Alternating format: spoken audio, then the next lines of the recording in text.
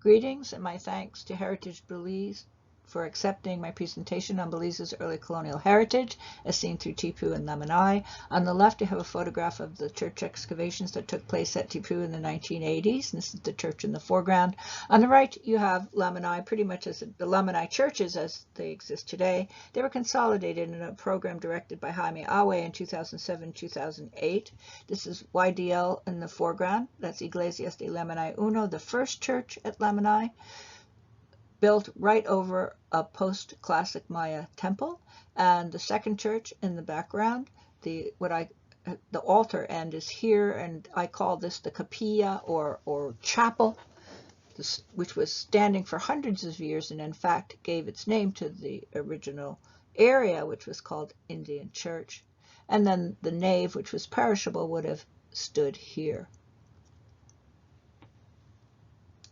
I know that most of you know the locations of Tipu and Lamanai, but just in case, here they are: Lamanai at the head of the New River, along the New River Lagoon, and Tipu on the Macal River. And these are the names of communities that were in existence at the time of the Spanish conquest in the 1500s, and the names come largely from Spanish documents. On this chronological table, the red arrows point to the periods of time which I refer to in the talk. From 1501 to 1544 is the period that I call the coastal incursions, which were felt more at Lamanai but negligible at Tipu, although I think this probably began a lot earlier, as early as 1492. Soon after Columbus's first voyage to the New World, exploration began throughout the Caribbean.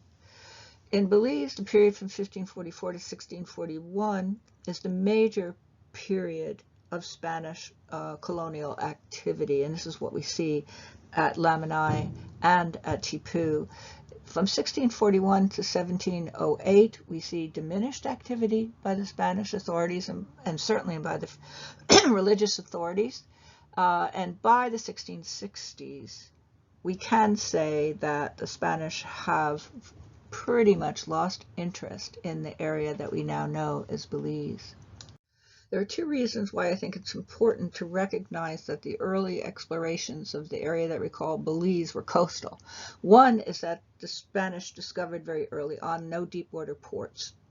Therefore, they focused their attention on Honduras and on the Gulf of Mexico and not Belize, because they realized there were no ports there. The other is that if I am right, and I think I am, about early, not just early Spanish exploration, but early exploration along the coast by other Europeans, this means that diseases would have hit coastal communities much earlier. And this is what I find at Lamanai, and I'll explain why I think so on the next slide. The other thing is that Lamanai is the only community that shows up on some of these early maps, although it shows up in strange areas. Here it's an island off the coast. Here it's placed on the mainland, and here it's placed on the coast again. But it suggests that the name Lamanai was known to explorers very early on, and probably to the Mayas' disadvantage. Here you have some late pottery from Lamanai. On the left, pottery with a nice red slip that dates between 1300 and 1450s. But on the right are the ceramics. David has called them Iglesias pottery because they occur in the colonial period, but also appear on the site in places that do not have colonial artifacts and appear to be earlier than the time when the Spanish established the encomienda at Lamanai. And although these are rather worn, they originally had a red wash. You can see that there is some, you could say, deterioration of quality. And it does not happen at Tipu, where there is continuity in in the ceramic manufacturing, and we see polychromes even in the colonial period. So it's one reason why I think that Lamanai, its exposure to the coast, meant that the people there may have been destabilized much earlier on than we originally thought by disease.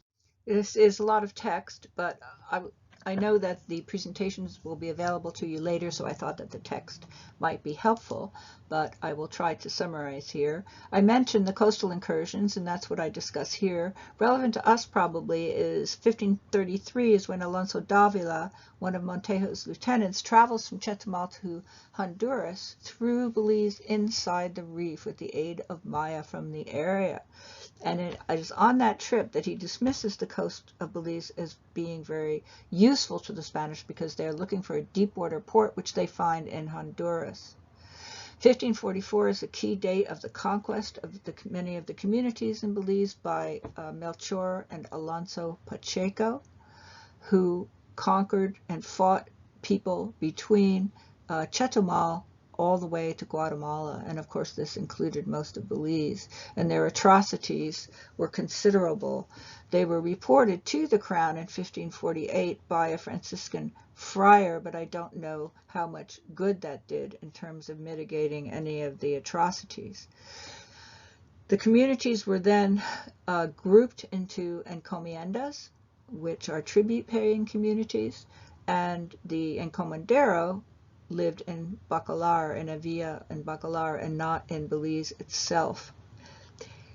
The communities then were well, we can't say how stable they were, but in 1546, rebellions broke out both in Yucatan and Belize against these recent conquests. Once the rebellions were put down, the period from 1550s to 1600s was one of relative stability in Belize communities. This is the time when building was expanded. At Lamanai, the second church was built, and at Tipu, the community size increased as well, and the church was kept in a fairly good state. Now, both Tipu and Lamanai were considered reduction communities, and that means that people in smaller villages around the outside were moved by the Spaniards into these communities to keep them under control. Major rebellions took place in 1639 to 41. This was a very important point in Belize history because this is when the Spanish were pretty much driven from Belize. Tipu and Lamanai played a large part in these rebellions. The Tipuans are said to have been in cahoots with the Itza Maya from Petén, who, as you may know, were not Christianized. Lamaneros burnt the church at this time, and as far as we know, it was not rebuilt. So the Spanish lost their foothold and their interest. From 1641 to 1700, then, we see a diminution of Spanish activity in Belize. Lamanai seems to remain rather problematic and rather peripheral at this time, peripheral to Spanish authorities, that is.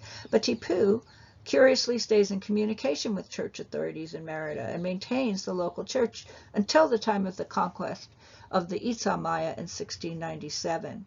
Then, a little after 1700, the people from Tipu are moved to Petén, and this is so that the Spanish can have greater control because they are no longer active in Belize. It is stated in the documents that the Tipuans periodically left Petén to return to Belize, but once there, they were repeatedly attacked by forces of the Mosquito and the British, who would take them as slaves. So they were caught between a rock and a hard place. And there's some archaeological evidence that Tipuans returned on occasion to the site of their former town. Now, Lamanai is interesting because there is some indication that communities continued in the area until the 20th century, when the Belize Estate and Produce Company forced two villages to move to near Orange Walk. This is the church at Tipu. You can see here this is the east or altar end, steps leading up to where the altar would have been. It was a portable altar. I'll talk about that in a minute. Little room at the back where church paraphernalia was kept. Nave of the church where people were buried, and also buried on the north, west, and south sides, but not on the east end. And this is a reconstruction of part of the community, the buildings that we had excavated. I included all these notes because this was an early reconstruction and unfortunately left out too much information. So if you're interested, you can see the platform that was originally, the artist drew very small, is actually much larger. there were actually 2 buildings here rather than 1. The church looks pretty good, but there was another building found as well here by Ranju Song. So this might give you a better idea of the community itself and the post-classic buildings in the background. This should give you a better idea of what the original church at Tipu looked like. It's a reconstruction drawing by Louise Bélanger and Claude Bélanger.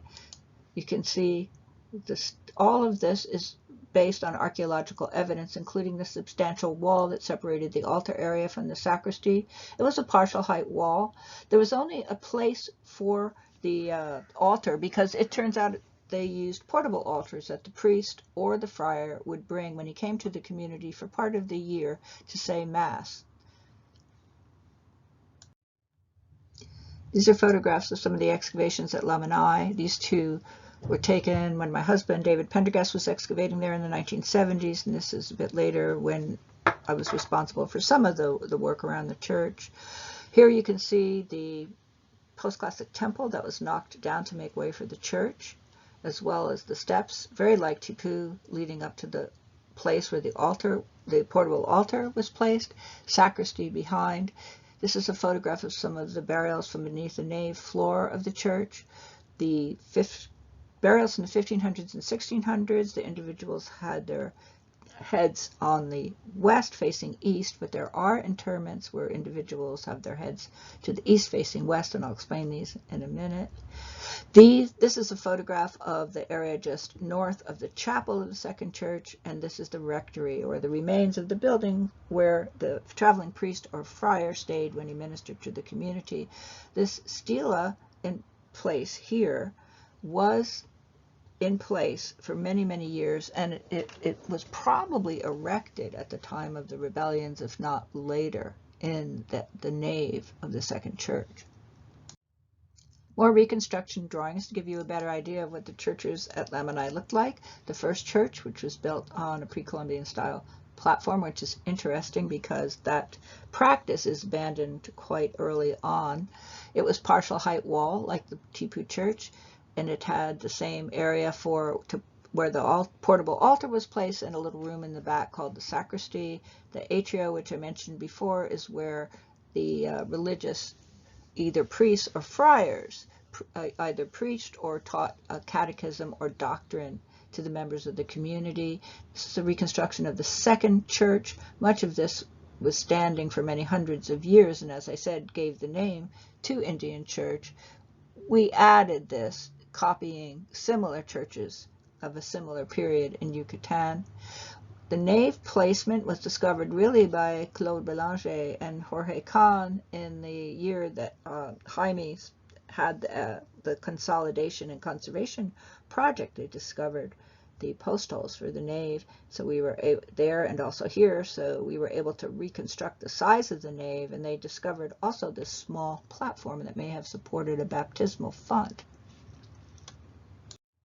Here we have examples of very interesting effigies that date to the colonial period, and they are interesting because they show continuity with a Maya tradition or pattern that is known from classic times, in which you have a human head emerging from the mouth of a crocodilian or a saurian creature.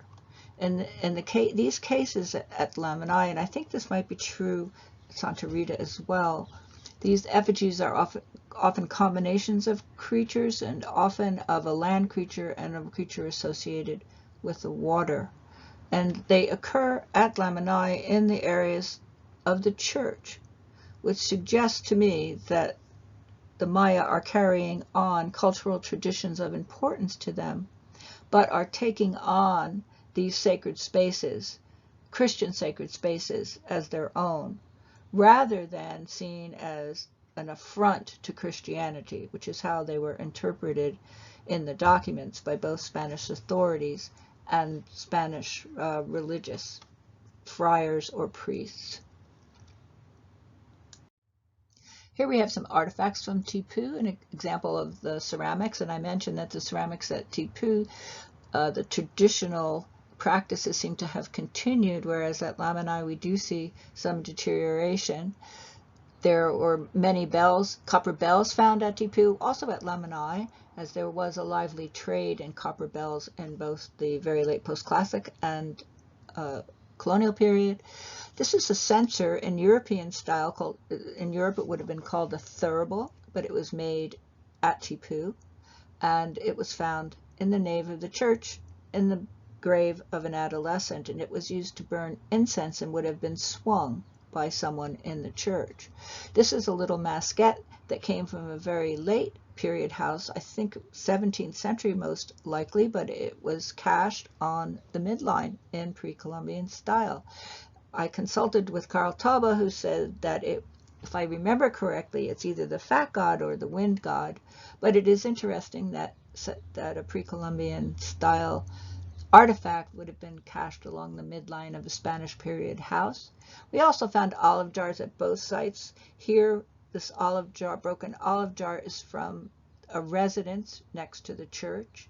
Spanish mayolica was found in the walls of the church at Tipu, which suggested to me that the church was refurbished and continued over time and incorporated some of the material that was coming into the local community.